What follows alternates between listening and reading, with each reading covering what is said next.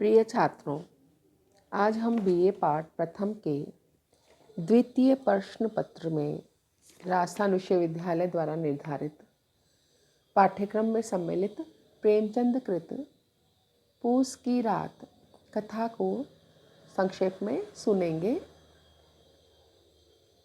आज इस कथा को हुबहू सुनेंगे। जो इसके मुख्य प्रसंग हैं उनको पढ़ेंगे, देखेंगे। उसके बाद हम कहानी के कथात्मक तत्वों के आधार पर विश्लेषण करेंगे। पूस की रात के मुख्य चरित्र हैं किसान हल्कू की पत्नी मुन्नी, जमींदार सहना जिसने हल्कू को ऋण दे रखा है, हल्कू का पालतू कुत्ता जबरा। ये कहानी पूस की रात अर्थात पोष माह की सर्द कपकपाने वाली रात की कहानी है और इसमें किसान की दयनीय हालत जो है उस दयनीय हालत का वर्णन है। तो पूस की रात के मुख्य प्रसंग हम प्रेमचंद की भाषा में ही कथा के रूप में आज करते हैं या सुनते हैं। हल्कू ने आकर स्त्री से कहा, सहना आया है, लाओ जो रुपए रखे हैं उसे दे दूं, किसी तरह गला तो छूटे, गर्दन। मुन्नी झाड़ू लगा रही थी, पीछे फिरकर बोली, 3 ही तो रुपए हैं, दे दोगे तो कंबल कहाँ से आवेगा? माघ पूस की रात हार में कैसे कटेगी? उससे कह दो फसल पर रुपए दे देंगे, अभी नहीं। हल्कू एक क्षण अनिश्चित दशा में खड़ा रहा। पूस सिर पर आ गया। कंबल के बिना हार खेत को कहते हैं, हार में रात को वह किसी तरह नहीं सो सकता। मगर सहना मानेगा नहीं, घुड़कियाँ जमावेगा, गालियाँ देगा। बला से जाड़ों मरेंगे, बला तो सिर से टल जाएगी। यह सोचता हुआ वह अपना भारी भरकम डील लिए हुए, जो उसके नाम को झूठ सिद्ध करता था, स्त्री के समीप आ गया और खुशामद करके बोला, ला दे, गला तो छूटे, कंबल के लिए कोई दूसरा उपाय सोचूंगा। मुन्नी उसके पास से दूर हट गई और आंखें तरेरते हुए बोली, कर चुके दूसरा उपाय, जरा सुनूं तो कौन उपाय करोगे? कोई खैरात दे देगा कंबल? न जाने कितनी बाकी है जो किसी तरह चूकने ही नहीं आती। मैं कहती हूँ तुम क्यों नहीं खेती छोड़ देते? मर काम करो, उपज हो तो बाकी दे दो, चलो छुट्टी हुई। बाकी चुकाने के लिए तो हमारा जन्म हुआ है, पेट के लिए मजूरी करो, ऐसी खेती से बाज आए। मैं रुपए न दूंगी। हल्कू उदास होकर बोला, तो क्या गाली खाऊं? मुन्नी ने तड़प कर कहा, गाली क्यों देगा, क्या उसका राज है? मगर ये कहने के साथ ही उसकी तनी हुई भौहें ढीली पड़ गईं। हल्कू के उस वाक्य में जो कठोर सत्य था वह मानो एक भीषण जंतु की भांति उसे घूर रहा था। उसने जाकर आले पर से रुपए निकाले और लाकर हल्कू के हाथ में रख दिए। फिर बोली, तुम छोड़ दो अब की से खेती, मजूरी में सुख से एक रोटी खाने को तो मिलेगी, किसी की धौंस तो न रहेगी। अच्छी खेती है, मजूरी करके लाओ, वह भी उसी में झोंक दो, उस पर से धौंस। हल्कू ने रुपए लिए और इस तरह बाहर चला मानो अपना हृदय निकाल कर देने जा रहा हो। उसने मजूरी से एक एक पैसा काट कर 3 रुपए कंबल के लिए जमा किए थे। वह आज निकले जा रहे थे। एक एक पग के साथ उसका मस्तक अपनी दीनता के भार से दबा जा रहा था। पूस की अंधेरी रात, आकाश पर तारे भी ठिठुरते हुए मालूम होते थे। हल्कू अपने खेत के किनारे ऊख के पत्तों की एक छतरी के नीचे बांस के खटोले पर अपनी पुरानी गाढ़े की चादर ओढ़े पड़ा कांप रहा था। खाट के नीचे उसका संगी कुत्ता जबरा पेट में मुंह डाले सर्दी से कूं कूं कर रहा था। 2 में से एक को भी नींद नहीं आती थी। हल्कू ने हाथ निकालकर जबरा की ठंडी पीठ सहलाते हुए कहा, कल से मत आना मेरे साथ, नहीं तो ठंडे हो जाओगे। ये रांड पछुआ न जाने कहाँ से बर्फ लिए आ रही है। उठूं फिर एक चीलम भरूं, किसी तरह रात तो कटे। 8 चिलम तो पी चुका, यह खेती का मज़ा है। और एक एक भागवान ऐसे पड़े हैं जिनके पास जाड़ा जाए तो गर्मी से घबराकर भागे। मोटे मोटे गद्दे, लिहाफ, कंबल, मजाल है जाड़े का गुजर हो जाए। तकदीर की खूबी है, मजूरी हम करें, मज़ा दूसरे लूटें। चीलम पीकर हल्कू फिर लेटा और निश्चय करके लेटा कि चाहे कुछ हो अब की सो जाऊंगा। पर एक ही क्षण में उसके हृदय में कंपन होने लगा। कभी इस करवट लेटता, कभी उस करवट, पर जाड़ा किसी पिशाच की भांति उसकी छाती को दबाए हुए था। जब किसी तरह न रहा गया तो उसने जबरा को धीरे से उठाया और उसके सिर को थपथपाकर उसे अपनी गोद में सुला लिया। कुत्ते की देह से जाने कैसी दुर्गंध आ रही थी, पर वह उसे अपनी गोद से चिमटाए हुए ऐसे सुख का अनुभव कर रहा था जो इधर महीनों से उसे न मिला था।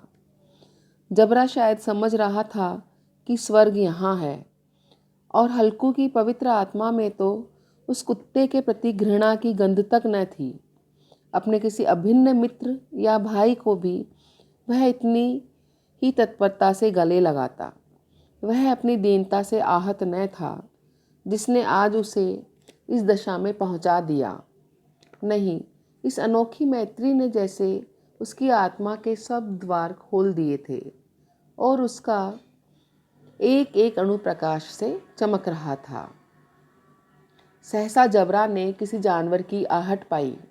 इस विशेष आत्मीयता ने उसमें एक नई स्फूर्ति पैदा कर दी थी जो हवा के ठंडे झोंकों को तुच्छ समझती थी। वह झपटकर उठा और छपरी के बाहर आकर भूंकने लगा। हल्कू ने उसे कई बार चुमकार कर बुलाया, पर वह उसके पास न आया। हार में चारों तरफ दौड़ दौड़ कर भूखता रहा। एक क्षण के लिए आ भी जाता तो तुरंत ही फिर दौड़ता।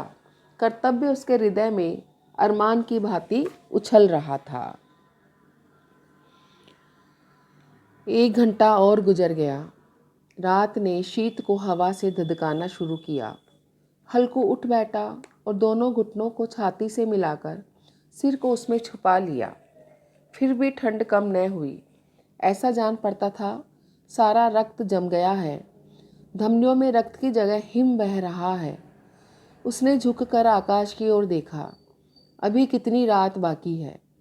सप्तर्षि अभी आकाश में आधे भी नहीं चढ़े। ऊपर आ जाएंगे तब कहीं सवेरा होगा। अभी पहर से ऊपर रात है।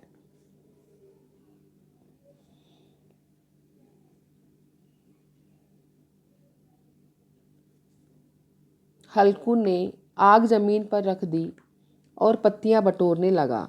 जरा देर में पत्तियों का एक ढेर लग गया। थोड़ी देर में अलाव जल उठा। उसकी लौ ऊपर वाले वृक्ष की पत्तियों को छू छू कर भागने लगी। उस अस्थिर प्रकाश में बगीचे के विशाल वृक्ष ऐसे मालूम होते थे मानो उस अथाह अंधकार को अपने सिरों पर संभाले हुए हों। अंधकार के उस अनंत सागर में वह प्रकाश एक नौका के समान हिलता मचलता हुआ जान पड़ता था। हल्कू अलाव के सामने बैठा आग ताप रहा था।